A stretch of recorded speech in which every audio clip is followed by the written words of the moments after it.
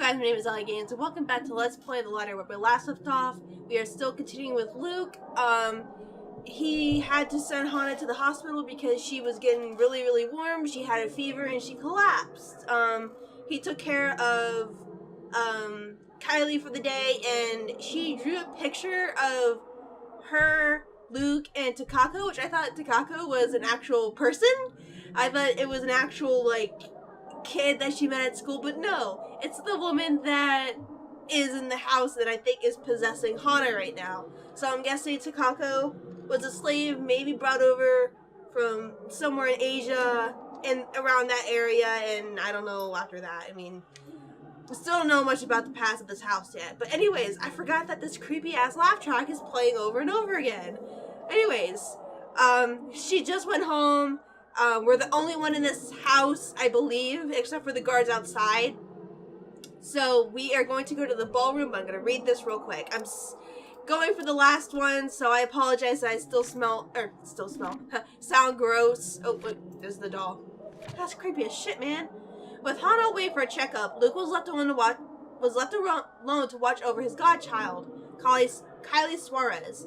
However, what was supposed to be a simple babysitting turned awkward when the precious child began spouting bizarre things. Because she was singing, everything goes up in flames. Like, it was supposed to be, London Bridge is falling down, and it was, everything is up in flames. It's is that how it goes?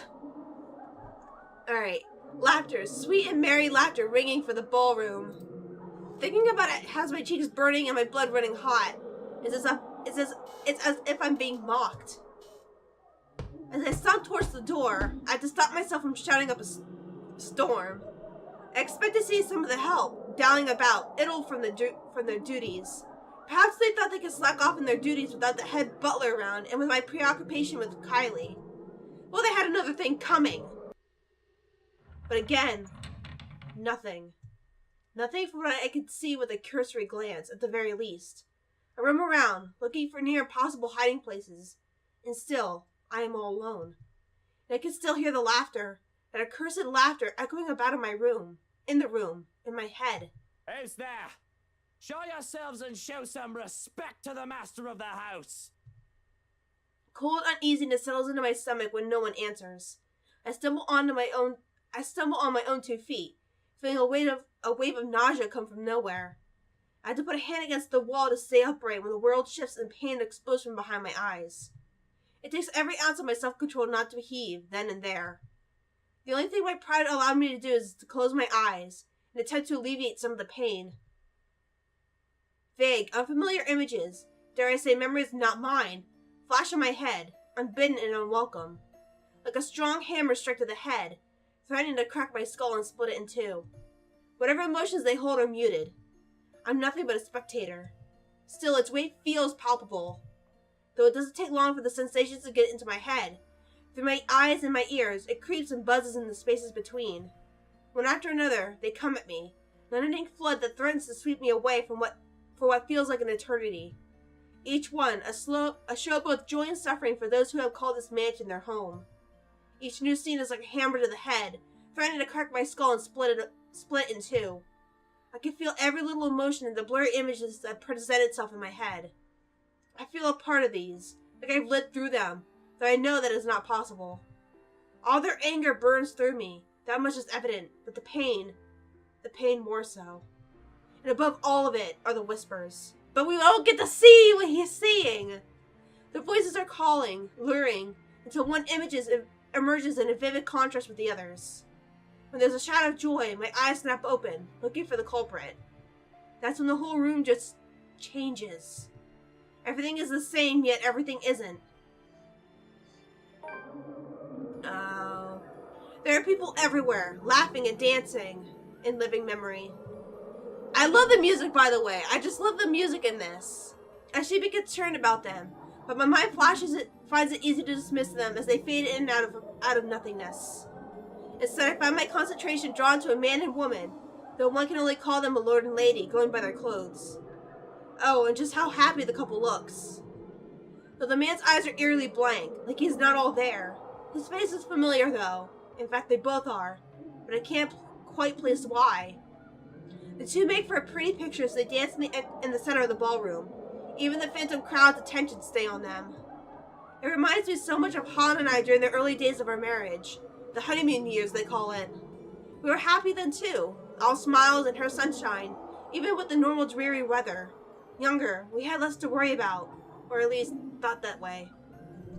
I wished we could go on that way even with all that I did and had to do. But life has a way of catching up. There was work to be done. Although we had to stay the loving, perfect couple in public, I could not afford to look so weak. To appear tied down to someone else who knew who I really am. I had the heart in my heart when I had business, but it hadn't always been so easy just to switch that part of me on and off. I should be concerned about their intrusion too. Ask what in bloody hell they are doing in my house, throwing a party as if they own the place. I asked myself how the fuck I didn't notice what was going on before. The parlor and the foyer are both only a few doors away. But I had the feeling that yelling and screaming at them won't do much of anything anyway. None of the others have given me notice. I realize that this might not even be real.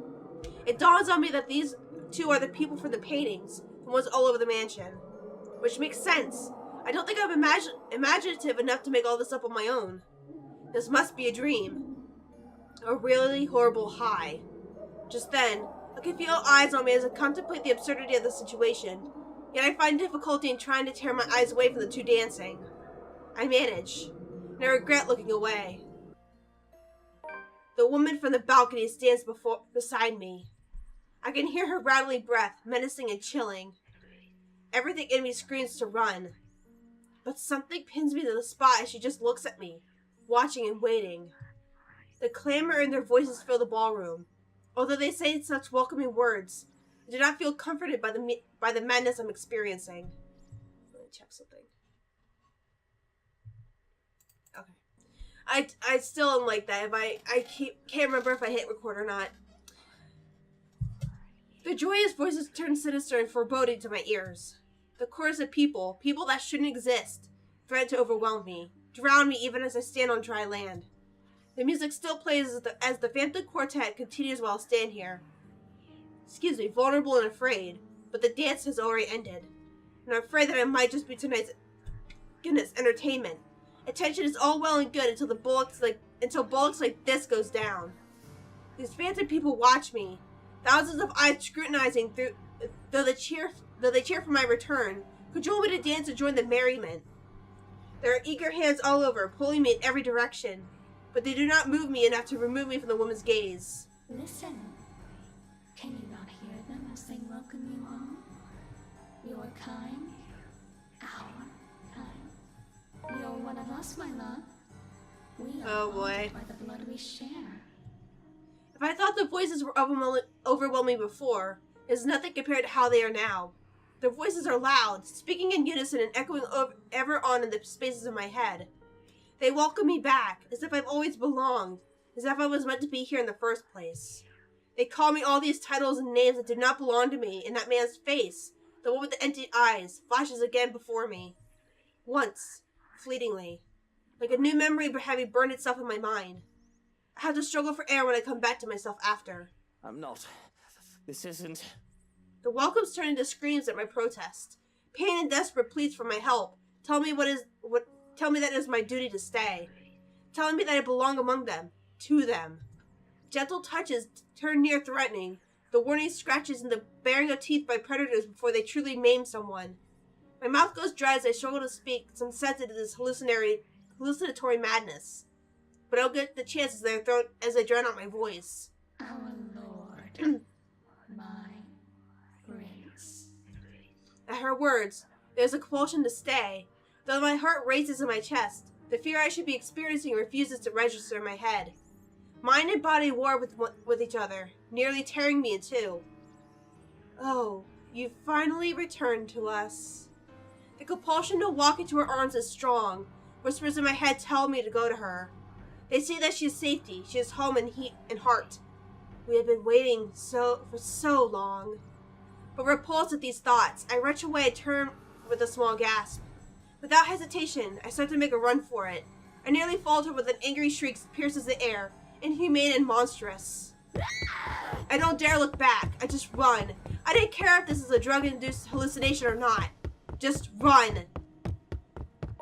Out of the ballroom. And out of the parlor. It's only then that I bothered to look back, hoping and praying to the God that I scorned that I did not pursue me. I would have run all the way out of the mansion too, if only someone did get in my way. I collide with a body much larger than mine and fall back to the ground, head spinning as I look up at the stained glass. Turning my head to the side replaces the colorful sight with a pair of shiny black shoes. Fatigue fills every inch of my being then, making me refuse to get up. Meanwhile, a familiar head of ginger hair looks down at me in amusement. You really must look where you're going if you insist on running about. Do tell, where is the fire? Not more fire as ghosts. Oh, thank God you're here. I do hope you don't have a concussion. Can you count backwards from 15 to 1 for me? Oh, fuck off, you wanker. Just help me up. I do not think insulting me if you do have a concussion is a smart decision. But really, 15 to 1. That woman, she was here. I told you to keep an eye out for her. He wasn't even here. The other man offers an arm and pulls me up to my feet then. But before I can storm off and pull him into the ballroom, he anchors me. No bruising or bump. That still does not mean that you don't have a concussion. He anchors me down with one hand on my shoulder and the other touching the back of my head. If you are too lazy to count backwards, can you tell me your full name? Where are you currently? We don't have Lucille Mitchell Wright, and this is the Ermengarde bloody fucking foyer. But we don't have time for this. You must make and have the time to make sure you are not broken in the head. I have already sent security to scour the whole house when I saw you running out of the parlor, Dummkopf. If the woman is here, they will have her. You will only slow them down if you plan to interfere. When he points that out, I realize that there are guards starting to filter into the house as we speak, with some already searching the nearby rooms. Armed and uniformed men go about in pairs, making it so that the house is in a flurry of activity. He lets go of me then, with the knowledge that I'm not going to keel over anytime soon. I was hoping that you would be tired from dealing with the young miss on my return. Instead, you come running and hit your head. Such a troublesome boy. Shall I be carrying you to bed, too? I can manage just fine on my own. Though I don't see how I can sleep until that woman is caught. It'll be easier to keep you safe in your quarters. This is twice we've known the woman to break in. I think we can safely presume that you hold her interest. He says that as a matter of fact in a tone that brook no argument. Not like I'll argue if it means I'm kept safe. The two of us hurry upstairs, though we remain watchful and aware of any potential threats to my person. We make it to the master bedroom without any trouble, though, and two of the security are left outside the door. No problems at all. Not until we get inside. Johann's eyes scan the room wildly, a look of dread on his usually stoic face. Oh god. I don't understand it for a moment. Looking around the bedroom, it's empty. But then I realize... Where's Hana? She came home with you from the hospital, didn't she? She's supposed to be here. I sent one of the maids to accompany her here, to let her rest. I feel the color drain from my face when he raises a hand to stop me from charging out there. Stay. I'm not staying in here while Hana stays out there. One of the guards will find her and bring her here. Is this why when Ash comes in, he goes, "What did you do to the madam?" Because maybe she's missing this whole time. Would make sense, because the next day is when Ash and the party arrive. Alone, Luke heard voices coming from the nearby ballroom. When he decided to investigate, he was assaulted by memories not of his own. And at the center of it all is the same woman who appeared before him the day before. And what if they don't? What if that woman gets to her first? What if she already has her? That's not possible. You can't promise that. There's no second thought as I reach under my side of the bed and pull out one of my knives. I have no doubt that the other man can take it me on if we were both unarmed. But with this, I can even the field, or at least deter him from escalating the situation and risking hurting either of us. I'm going out there to look for Hana, and you're either with me or you aren't. I'm not risking Hana, and I'm not leaving her alone. Still, like a stubborn mule, he refuses to budge from the door. There's a withering look on him that I try to match. One that somehow I'm losing fast to, even with him not saying a word yet. Can you see yourself in the mirror right now? You are in no proper state to go looking for anyone. If it will make you happy, I will do the looking. But please, and don't make me repeat this, stay where it's safe, where security can find you. You may watch you. We already have one person to be worried about. Please don't add another one to it.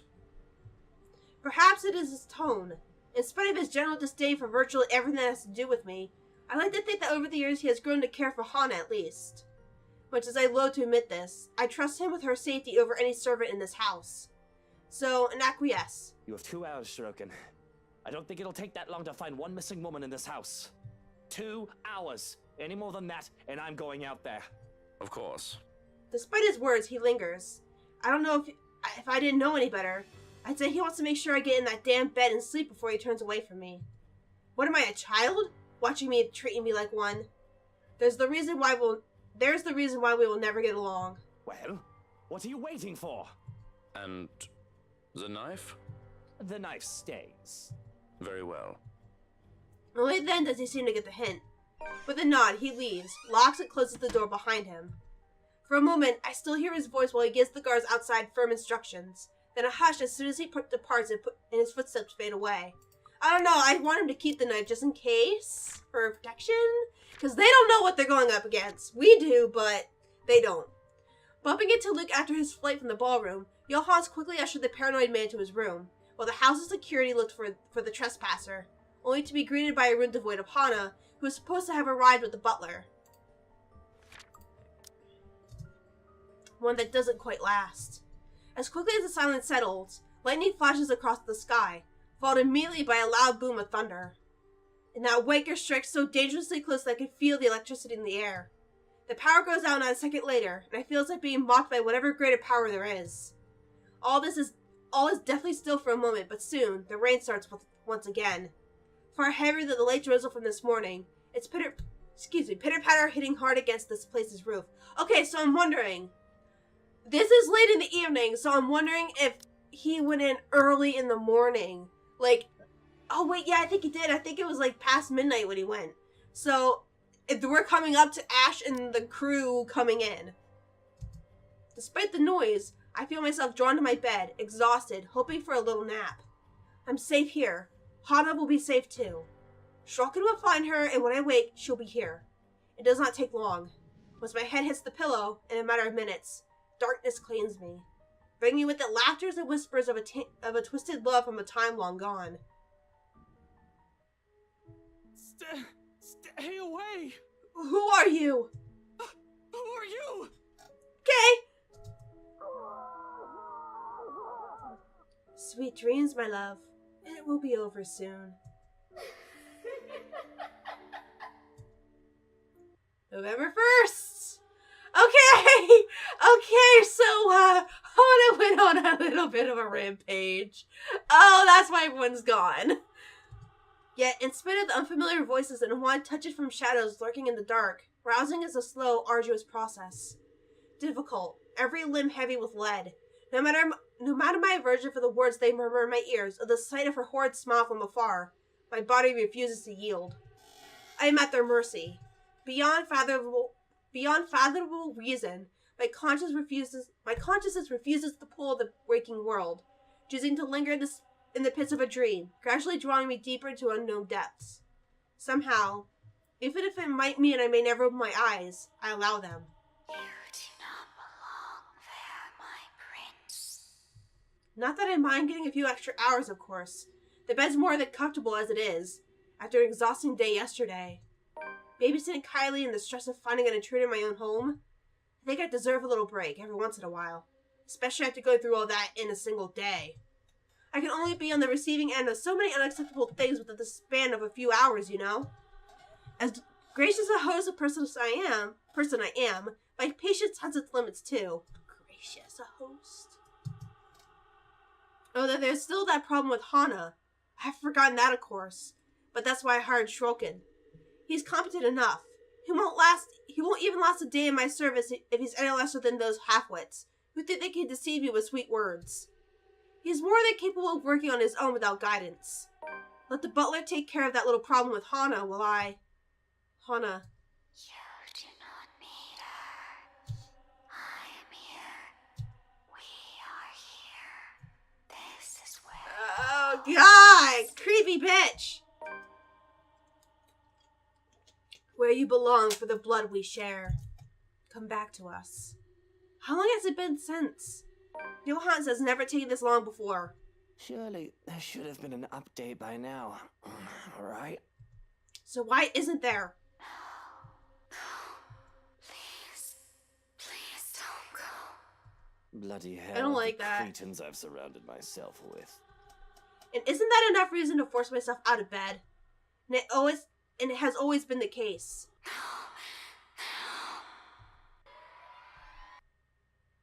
My eyes fly open, expecting the warm rays of sunshine filtering through the curtains. Okay, so it's midnight in the next day. Oh, goodness gracious me. Did I load it? Ah!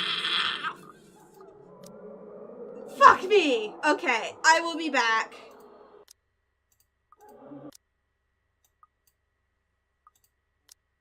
Okay.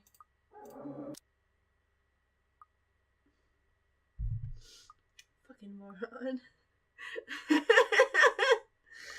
Oh, God. November 1st. Okay. Okay, how long has it been since? Surely Okay. there should have been. So we'll look at this, get this. I meant to hit save, not load. Oopsie. Okay. Now, save. Yes. Check on the tree. Maybe when it wants to load. Oh. At least that skip button works really well. Like, it's not like, I don't know. Okay, so. Where'd it go? Right there. I want to see if there's any, like, QTEs coming up real quick. Not seeing any. I'm sad. I'm totally sad. Oh, man. I still want to do a route where everyone dies, though. Nope, I'm not seeing any. Not any soon. Okay. Bloody hell. With that. Alright, she screams, got pissed off. Alright. Only to be greeted by a blinding flash of light and a loud boom of thunder that sounded nearly too close to my ears. Strong gusts of winds will occasionally burst in from the open balcony door, bringing in drizzles of cold rain into the room. Why don't you close that thing? I must have, left it open earlier before dozing off. The carpet and the floor closest to it is already drenched. Hana's, going to be so cross when she sees this.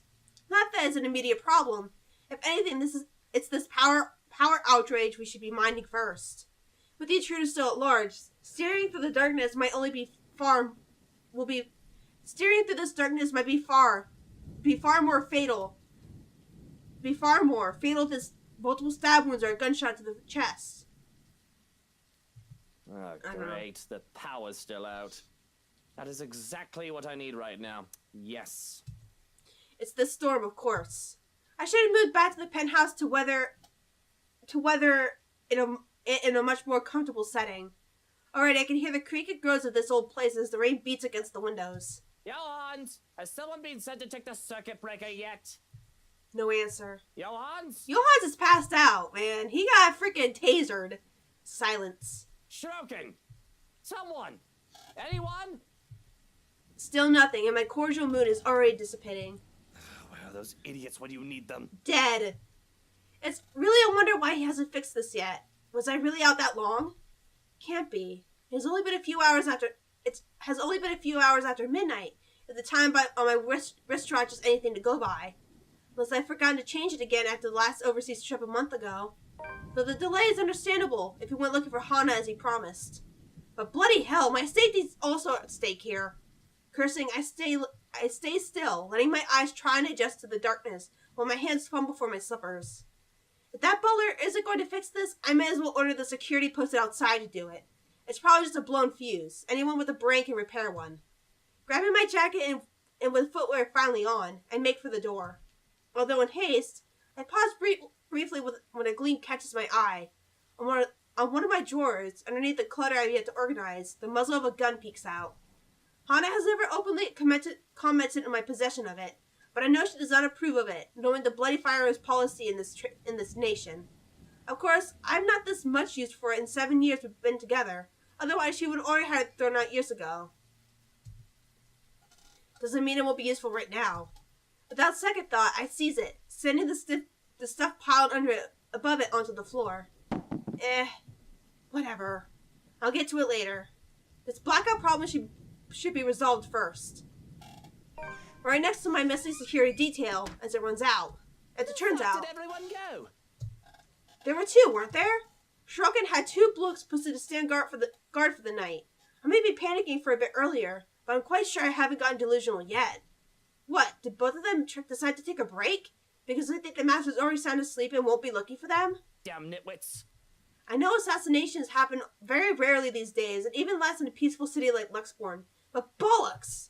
There's been a woman going in and out of this place uninvited, who may or may not want to put a knife in my back. Excuse me. Isn't that enough reason to stay on alert? I'm fairly certain Shulkin won't just enlist their help just for this power outage, only to leave me unprotected.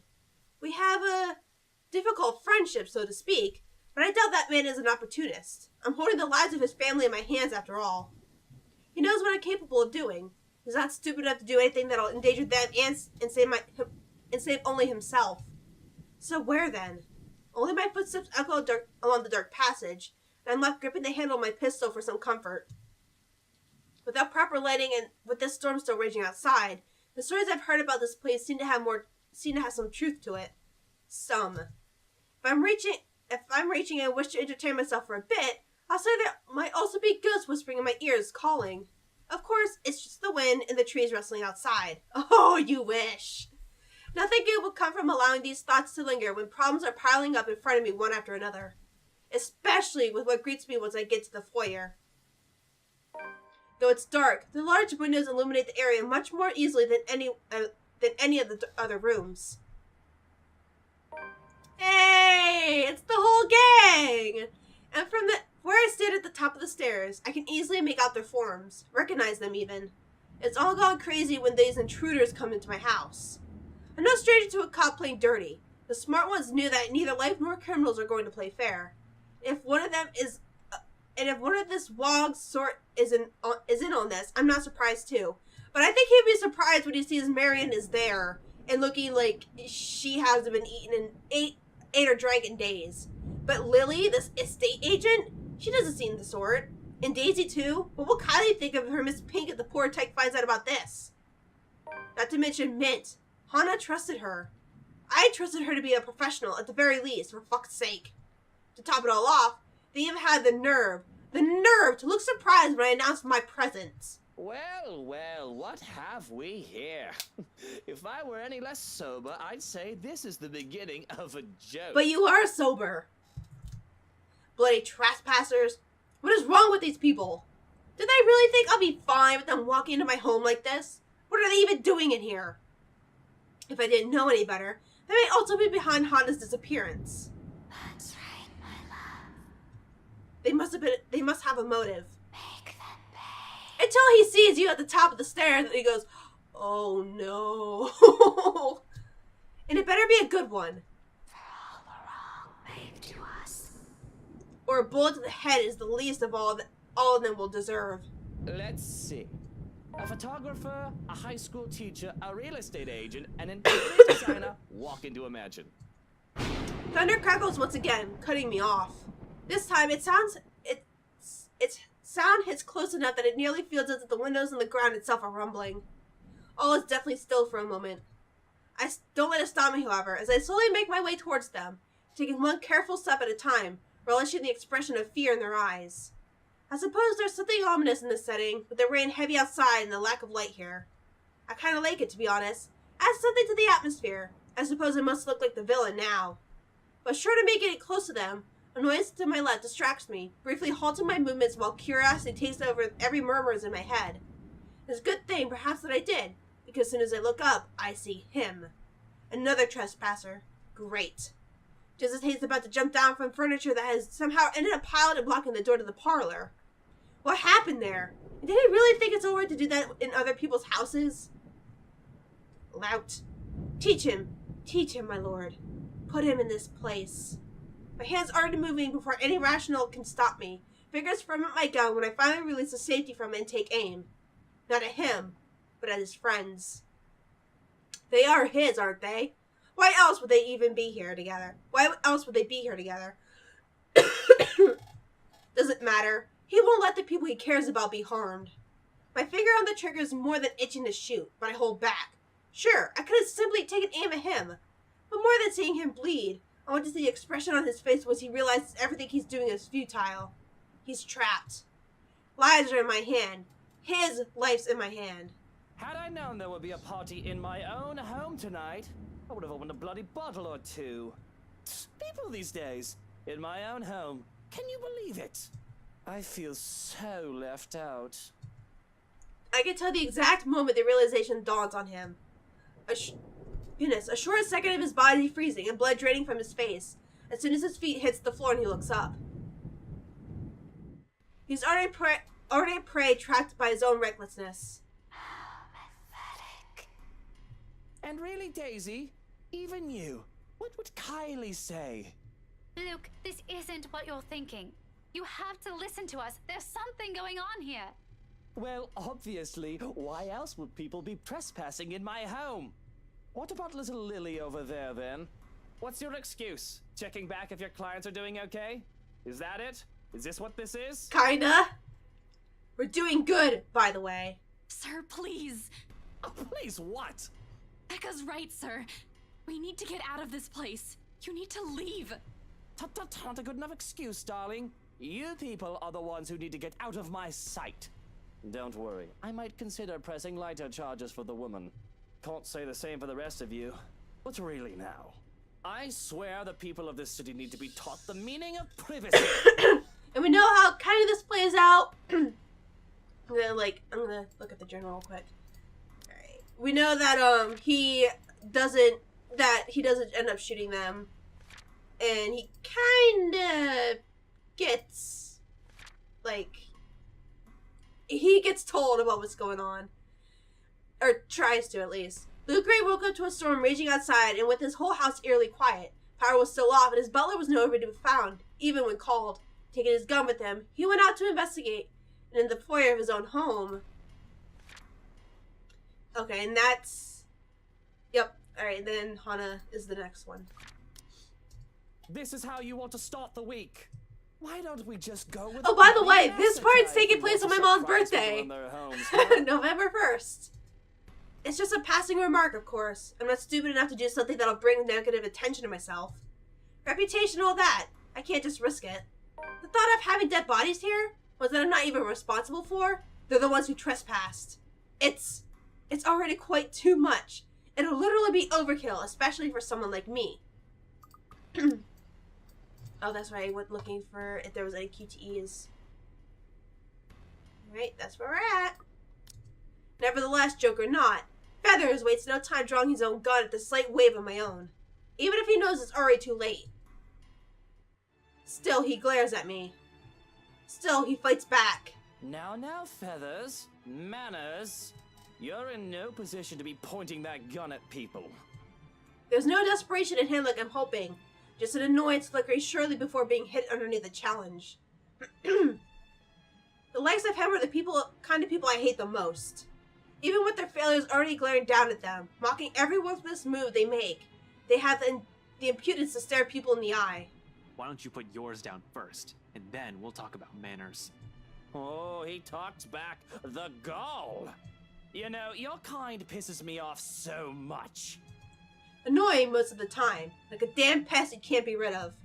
But to some degree it is commendable. I'll give him that. After all, we're almost the same in that regard. Almost. I'm still the better person, of course. He tells me to put the gun down, but I see no reason why I should. I'm a homeowner in defense of my own home. I had the right to, I'd like to think. Questionable permit of firearms aside, it's not like I wanted this. But I'm already high-strung and their presence does not help. Bloody peasants. I can never seem to figure out how their minds fully work. Take this one, for example. Despite the pride brimming in him, how he matches my glare with one of his own, he simply lowers his pistol after a long second. not in surrender. The tense in his shoulders tell me as much, but the closest he can get to lowering his own ego in favor of something I can't quite place. Interesting. Gotta admit, I'm almost disappointed. As you should be, my lord. You shut up! You shut up, Hana! No one's asking you! I've expected him to hold until one of us shoots the other. Can't say it'll be more exciting that way. A bullet inside any part of my body isn't something I like to have on a bad day like today. Or any day for that matter. But it'll surely be predictable of him. And I like predictable. They're the kinds of people who are the easiest to deal with, no matter the situation. With them, there's no second guessing what they'll do. He shoots, I shoot. One of us dies, the other walks away. Nothing complicated. Nothing requiring much brain power. Just muscle memory and who's the better shooter. End of story. Yet here he is, dragging a deep breath in and setting aside the only thing protecting him. I could easily shoot him this way, be done with the whole farce of a conversation. Instead, I find myself listening. A concession for a person who, in another life, would have also become the person I am today, had the circumstances allowed it.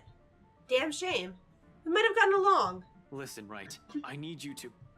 But alas. You broke into my house, and somehow, you expect me to listen like a good little boy. It's true, though. If someone were to just break into your house and you obviously didn't know what these people were trying to tell him, you'd be like, why should I listen to you? You broke into my home, motherfucker. Get out. Are you a bit touched in the head, Feathers? I'm not the one breaking laws here. Look here, fucker. If I wanted you dead, I could have done it so many times already.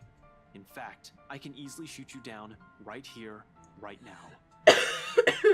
And you won't be able to do a damn thing, even with that gun. A meeting of two prideful blokes will never go well, whichever lifetime it is. And I can only laugh at his audacity, his lack of shame and fear even facing the business end of my pistol. You know what I'm thinking right now? In another lifetime, we would have probably gotten along well. The best truth I can offer him, not many people, those who have slighted me in particular, live this long to see it. And he should be grateful. Oh my goodness. You're already gracious enough, allowing him to stand in your presence like this. Yes, especially when he has a lot to answer. Preferably right now, because as generous as I've been so far, my patience has its limits. My amusement can only last for so long.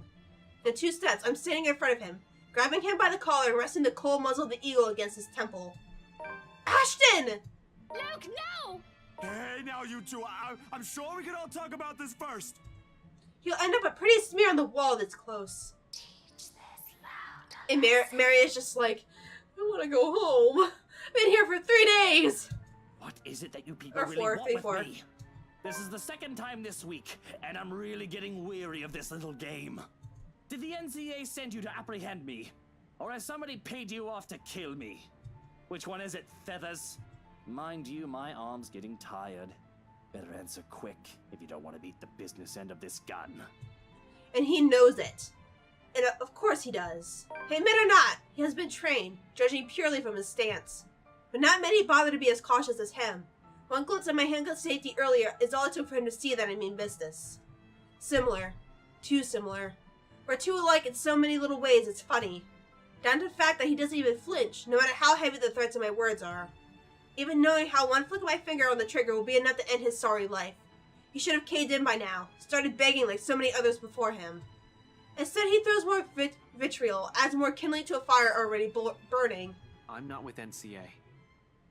I already told you, I'm not with the NCA. I'm just here to help. There's something else in this house, and we're all in danger. You have to believe me, right? You need to let us go. You need to get out of here before it's too late. If you want to keep your sorry ass alive, you'll listen to people with more brain cells than you. Igniting it further than I can't help but return it to him with equal fervor. We don't need him, my love. Why, you insolent!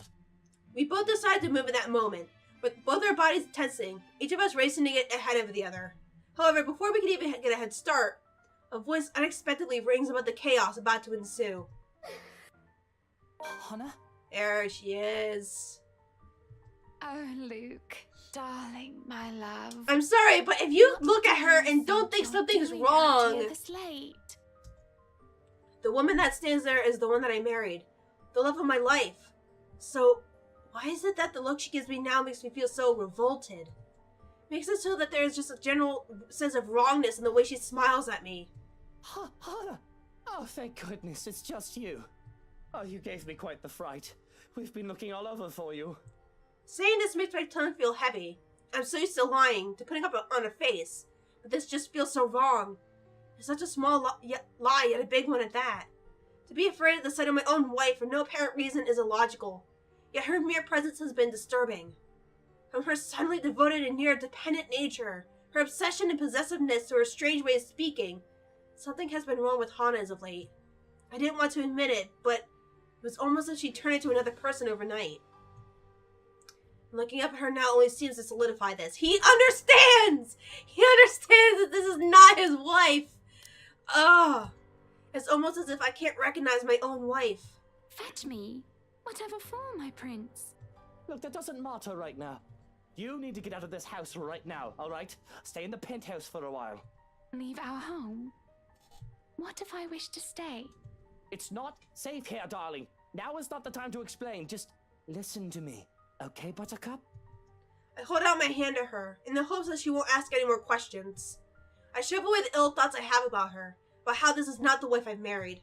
People change, and now is not the time to have this sort of existential crisis about it. Our safety is priority right now. I'll feel better about all of this as long as I can have her by my side.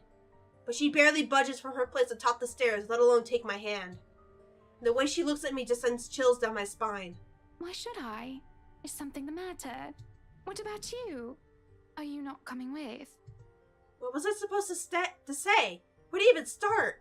Maybe just confess there's some crazy lady running around, and I'd really like if we just stayed safe? You just need to leave for a while so I can let security sweep the place. And someone has to be there, yes? To supervise and all. That'll be my job, Buttercup. Still, nothing. She doesn't move from where she stands, still with an amused grin on her face. As if this is all some funny joke and she's the only one who can see the punchline. But I do not wish to leave. And you should not either. You've just arrived, my prince. This is your home. Our home. Would you really allow others to drive us away from it? Be that as it may, it is dangerous here right now, and I'd rather have you safe than, oh, I don't know, comfortable, or whatever argument you wish to bring up. This is ridiculous, Hana. We shouldn't be discussing this. You need to leave now. Let me handle things here, Buttercup. It is then that her expression turns absolutely horrific, and everything turns to complete and utter shite. Oh no, you pissed her off. It said no. No. Oh, it's broken again. Whatever. Hana's body shudders and shakes, as if she's about to have a seizure, until her vision ripples and changes. And Marianne's just like, I want to go home! Golden yellow hair is slowly stained with an inky black, and her face melts into that of the woman that made it before, with a menacing expression on her face. Along with it is the shifting of the very ground we stand on. It's a slow thing. Whisper more than a bang as the darkness creeps into every corner of the room. The walls shudder and groan. Blood runs from the ceiling, crawls down the walls, and stains the floor. It feels as if life itself is being sucked from the house slowly but surely. The beauty of the place is gone, with only the dread, decaying remains of a mansion left in its wake. I don't have to wonder if it is just the foyer that's become this nightmare's place. I can already hear it. Gone are the growling of thunder and the lashings of rain and wind against the foyer's high windows. All of it has been replaced by a more grating sound. A cacophony of voices from nowhere and everywhere echoing through the now hoarded walls. Voice that neither belongs to us nor the people who live here. What's going on? All throughout the house, shouts of alarm and surprise ring out, a mirror to the horror creeping up in each of us. Who would be shocked? This is insane. Even Daisy, feisty woman that she is, trembles at the sight of it, clinging desperately to Lily while Steel and Feather stands protectively in front of the two. Brave of them, I have to admit, put themselves in front of the line like that. Though it doesn't necessarily mean they don't feel the same fear as the rest of us. Something I don't blame them for. There seems to be no end in sight to this insanity. If anything, this only feels like it's the beginning of the end. Help me! Oh my god! Please, somebody! Anybody! Who are you? Stay! Stay away! No, no, no. Stay away. Stay away. The screams fill the mansion. She laughs all the while. Harsh, agonizing sound that goes on for what feels like forever. Until there's nothing but silence. Her horrid smile and pale hands reaching out for me. Calling, beckoning, pleading. I'm terrified. I really am, like I should be. But I've never been one to truly stay afraid. I've long learned to fear that fear will not get me anywhere. Cowering in a corner doesn't keep me safe, and it will not keep me alive. Not like rage does. I've learned to use this burning hate inside me to survive. There's no difference now. Stay away from me! Why do you wish to leave? This is where you belong, my lord. Because you scare me! Remember the blood we share? No! This is your home. Don't you remember? You promised to return. To stay. Together with me. With us. With people no different from you. Don't listen to her, she lies. I promised no such thing to anyone. We bought this house weeks ago. How should I know what she's babbling about? Dude, I don't think you need be to... here in the first place. I don't think you need to, tell everyone this, because I'm pretty sure they know. A terrible case of mistaken identity. That must be it. I'm quite sure of it. I don't know this woman. This monster. Why would I say that to someone like her? In my entire lifetime, I've only made and kept sincere promises to a mere two people. Hannah Evans and Eleanor Chandler. No one else. The rest of those who I've claimed promised anything to them could go fuck themselves. Bloody hell. I may enjoy the company of women, but I'm not an idiot to start sprouting such nonsense to anyone. A line must be drawn, especially if I'm to keep myself alive. Yet she still goes on, insists, making me appear a liar in front of these people. Of course you still deny it. Have you truly forgotten? You haven't changed, I see. Still a deceiver. She's lying! You see, my love. Nothing has I changed. think that everyone else believes you, Luke. Just saying. Still no difference, you and I. Just like the rest of us. Just like every single soul in this putrid wreck. We've waited for so long. You can hear them, yes.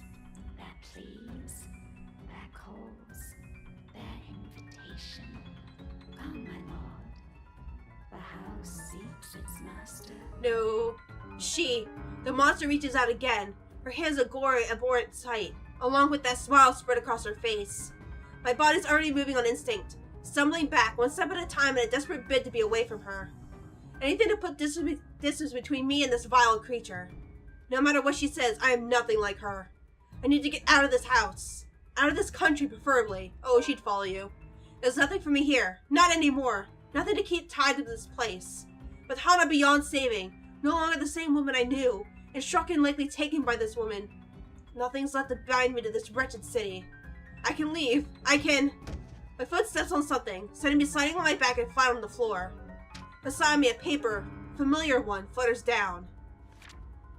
It's this thing again, from the open house. Though it feels like a gimmick and more like a threat, with recent events. It must have fallen from one of these peasants in the commotion earlier.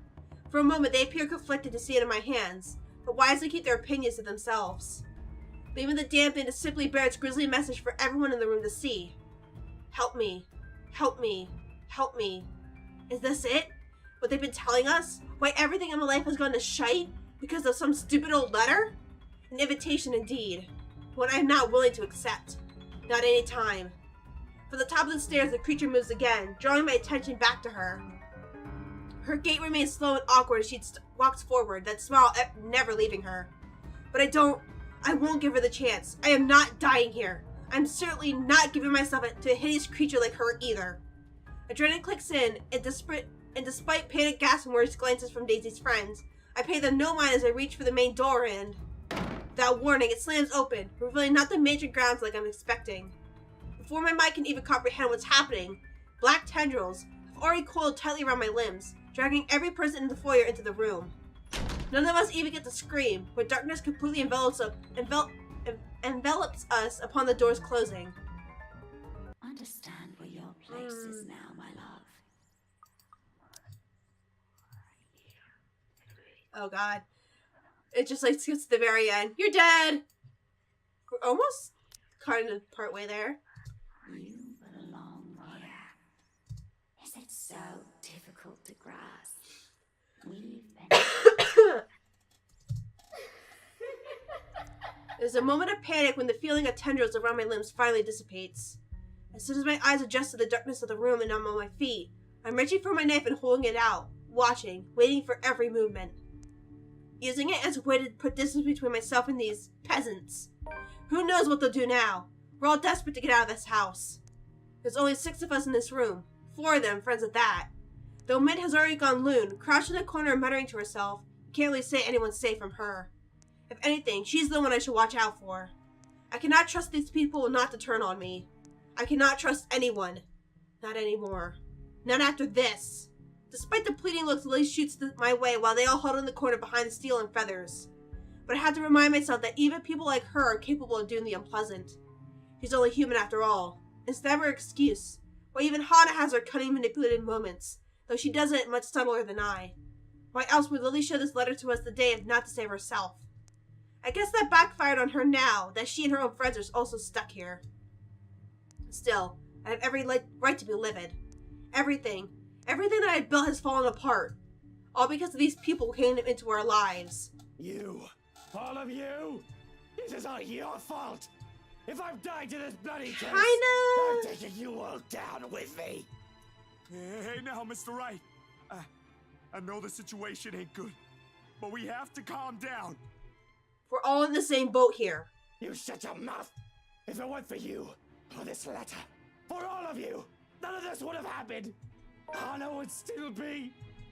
Suddenly, Daisy steps up and slaps the knife away from my hand. Don't you dare, Luke! Don't you dare put that blame on us! Without batting an eye, glaring at me as she might have just ripped my head off in this instant. Said knife slides uselessly under the table, out of my reach. I should have expected she's not the kind to submit even under threat. Right now, all of us appear smaller, facing her anger. Last I checked, we are the ones trying to do the saving here. And what about your friend over there? Are you saying she is responsible for this mess? For the lives she found the letter, but you guys didn't have to read it. Dragging other people into her own problems just so she could save her little soulish self. You think I haven't seen that before? Getting real tired of your double standards, Daisy. You know this curse is an entirely different issue, Luke. Because, knowing you, I don't doubt that even without that blasted letter, you would have eventually— He would have, because they're in the house. Rebecca, stop! All of you, stop this! To hear Lily speak out loud, I can't say I'm not surprised. She's always given me the impression of someone who's so meek from the moment I met her, either from her inexperience or her station in life. She has never struck me as someone fitting to be a real estate agent. Until now. Quietly, she puts herself between me and Daisy, cutting whatever scathing words we've yet to hurl at each other. The way she glares at me reminds me a little of the way my own mom would look at me. Particularly when I've done something wrong. It's not a stare she's unused to showing. She's done this before, probably to a younger sibling. Huh. She only sees us now as a pair of squabbling kids and not 2 mature adults. Well, that's only to be expected. No doubt that's how she sees us. For a long moment, there's only silence in the room. Steel, the big oaf, doesn't even dare break it. Neither does Feathers. With both merely watching us. Bunch of wimps, these men. Not that it matters when Lily starts speaking again. Just some of the anger and tension is lifted from the room. Stop this, please! With or without that damn piece of paper, A deep breath. An exhale. And then she closes her eyes, a crease forming between her eyebrows while she grips her hand tightly in front of her. We still would have ended up in this mess. The atmosphere that descends into the room right after that. Admission is anything but pleasant. Can I call it that? An admission? It seems like it from the way her eyes nervously flick between her friends and I. She appears to know more than what she lets on, and knows how she makes herself appear smaller after dropping the bomb on us. Doesn't sit quite well with me. And patience is something I don't have the luxury of having right now and bestowing upon other people. What else does this girl know? What else is she not telling us? Because from the looks of this, even her friends has no idea what she's talking about. Ooh, some unknown information? I'm willing to wait. I grab her arm before she retreats without explanation. waving the letter still in my hand in front of her. Ow! Sir, you're hurting me. Hey, hands off her, right? Fuck off, Feathers. I have questions for your friend, and she better have the answers. Luke, will you stop taking it out on every single person? Your friend is hiding something, Daisy. She struggles for a moment, but my hold eventually forces her to look up at me. Fear and uncertainty spreads across her features, especially when her eyes land on the damn paper. As much as I want to be considerate right now, I want answers. What do you mean, Lily? I'm not sure about it. Don't give me that. You know something. Ow! Please, sir. I know the paper's useless, okay? At the mention of the letter, all of a sudden Mint stands. I've almost forgotten she's here, her ramblings having faded away in the shouting. Without warning, she snatches the paper out of my hand. It's a miracle that I didn't rip right then and there, but the way she glares at it, I think she may want to do exactly that. We should have gotten rid of this thing. We should have burned it at the first opportunity we got. No, even if we rip it to shreds, it won't do anything. I think... You don't know what I've seen, Santos. Oh, she does. There were children. Oh, that Victims. she didn't see that. All because they had no idea what this thing will do to them. Oh God, those poor souls. They were screaming and begging before she... Then what about those people they mentioned in the news lately? All those who died?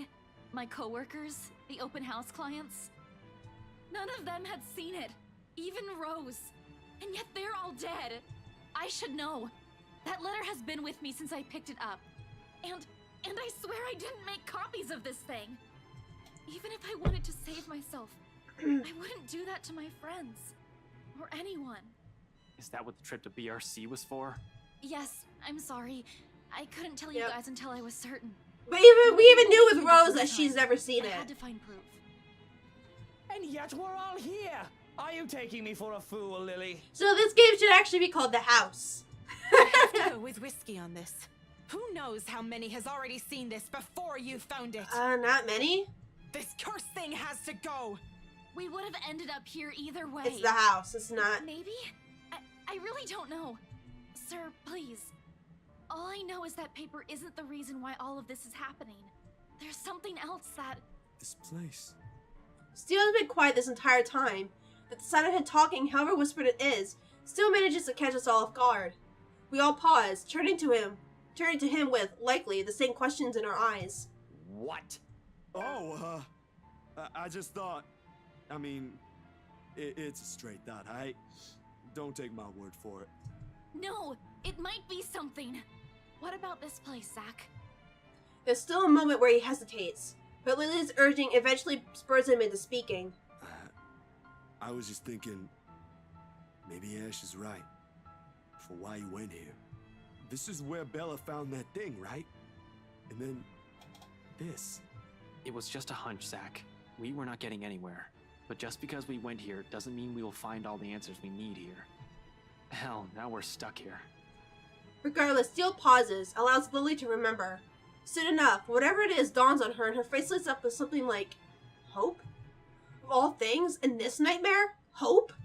Her head snaps up as she reaches for Steele's arm to give it a squeeze. A reassurance or a confirmation? Yeah. The meeting is lost even to Daisy, who glances at them, baffled. Belle, what are you... Becca, it's this place. Think about it. What? You mean, like, burn this place down? Seems like a good idea. I still think we should get rid of this letter before we start thinking of destroying a place with some No, historical no, value. shh, just shush. What? And no? No! Oh my god, that was funny. We are not burning a multi-million-pound mansion, you peasants! I just spent a fortune on this! Bloody fucking hell! Not only do I have trespassers on my property, but they're also arsonists! How dare they suggest something like that? Bloody peasants! My head's already aching just listening to them. To think this is all the solution they can come up with. I should have just stabbed them all of them and made a run for it. It doesn't help with each second we spend talking here, the crazier the whole place gets. The voices have become louder and somehow sounding more vicious. If the things in this room start floating, mark my words, I will fucking flip out. And they may not be thinking of it right now, but eventually, they'll turn on me. such as the nature of humans. Better find a way out of this place as soon as possible, if I want to stay alive. Fuck, I still have so much to do! None of our choices seem sound, but who knows? We don't understand a shite about this place. Might as well try everything, yeah? Whatever works. If I also have to be the one to make that bloody decision, so be it. Less room for errors, with the only sane one doing the thinking. On the off chance I'm wrong, well, they suggested it. Oh my god, burn the mansion or burn the letter. Alright, well, next episode, we'll figure out what to do. I would say burn the mansion. It's the mansion. It's not the letter, it's the mansion. Anyone who has stepped into this place has gotten taken or killed in some way, and the main example is Rose. Rose is the main example of all this. Because she's never seen the letter, she picked it up, but she never read it, because I don't know why, she just never did. But anyways, next episode, I might burn the mansion. Let's just leave the letter in the mansion and burn the mansion down. Why not? I mean, do both, right? But anyways, thank you guys so much for watching. Leave a like if you liked it, leave a comment if you liked it, and I'll see you guys in the next episode. Bye! Oh, if it's gonna, he thinks it says it's mom, it's gonna be fucking sad. What the fuck? She stands there, and though I cannot see her face clearly from afar, I know she's the one staring at me. The servant, if one were to judge by her clothing. Oh. From this distance, I can't discern what those stains of her clothing are.